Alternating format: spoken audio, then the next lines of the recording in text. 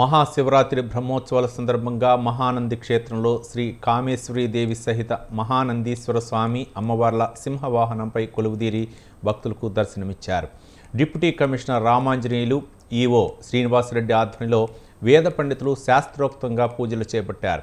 అనంతరం కన్నుల పండుగ గ్రామోత్సవం నిర్వహించారు.